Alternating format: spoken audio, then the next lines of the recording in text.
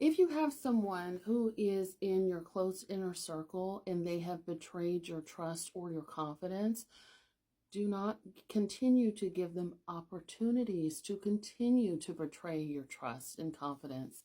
Hi, my name is Dr. Natalie Jones. I am a licensed therapist, and I have been counseling men and women who are victims and perpetrators of violence for many years now. And one of the things that tends to happen when you grow up around in a toxic environment, so maybe you're surrounded by toxic family members, maybe you're surrounded by toxic friends, and sometimes that can become normal to you, where people just love to gossip, right? And they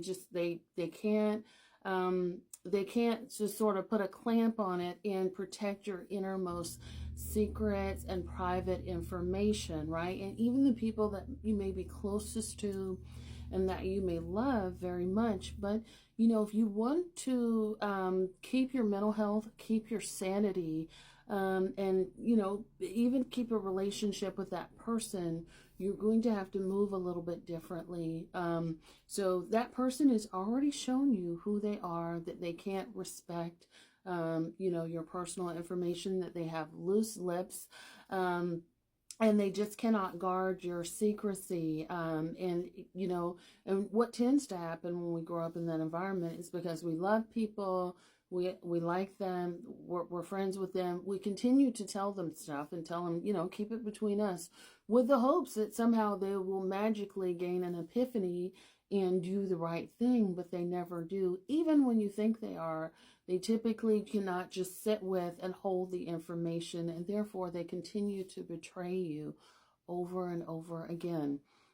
And so, my school of thought is this: people have to earn the right to have access to your information, especially when they have shown themselves to be not trustworthy. They have to earn the right to access you and your information. And until they do, I would say that things are on a need-to-know basis. And sometimes that means that they never need to know that personal information, because you always want to protect yourself first and foremost. And anything that you do not want to be published on the front page of the newspaper or on TMZ, right? So you don't want it to be in any sort of gossip or fodder. You need to really keep that to yourselves. And chances are these people that sort of gossip and feel like they have the right to know your information are probably going to get ticked off about it.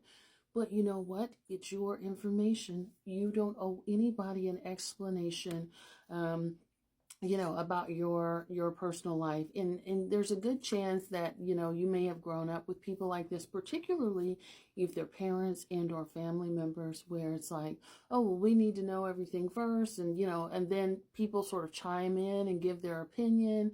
And then in a moment of weakness, they may throw things back in your face, and around we go. But then they also sort of, pick up the phone, get on the hotline, and, just start chirping away and telling everything.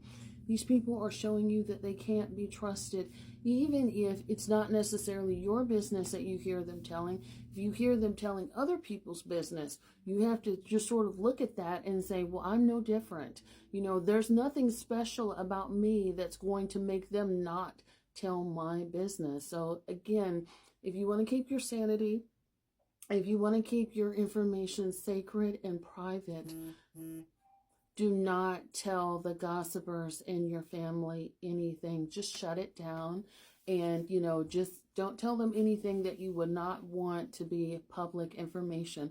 They can find out everything, things that maybe you would post on social media if you do that. Otherwise, you just kind of keep things superficial. Hi, bye, how you doing? The weather is rainy, that sort of stuff, because you're protecting yourself and your sanity. They're not going to, unfortunately, and that could be, your information could be very dangerous in the wrong hands, not to mention, if stuff is weaponized, or if somebody who has no business knowing your stuff knows it.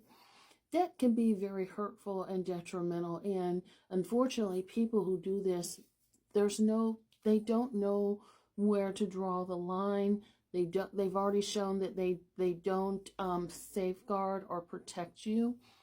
So anything is fair play for these people, with the exception of their own information. So these gossipers, these people, the one thing that I would say about them is they could be particularly dangerous. Typically, in my experience, and I'm happy to hear what you guys have to say. In my experience, usually when people are gossiping about everybody else, including you, they're not really sharing too much of themselves. So that gossip, that fodder, that's like a diversion to keep the attention off of you, and to keep, or excuse me, to keep the attention off of themselves and to keep it on you. Because if everyone's sort of gossiping and talking about you, they're not really sharing. They're not being vulnerable. They're not being transparent. They typically don't have a whole lot of emotional intimacy in their relationships either. And so that kind of keeps people, that gossiping, that keeps people from asking questions. And so when people do that, you have to wonder about what it is that they're hiding, or why they're trying so much to divert attention, even to the point where it hurts other people. And again, that's not always 100%, but I would say most of the time, these people, you don't really know them. Even if you know them, you don't really know anything vulnerable about them. They're very careful to do that because they usually know that, like, things can be weaponized, and they know that because they do that, and they don't want other people to have that opportunity to do the same thing with them. I hope this helps. Like, comment, and share.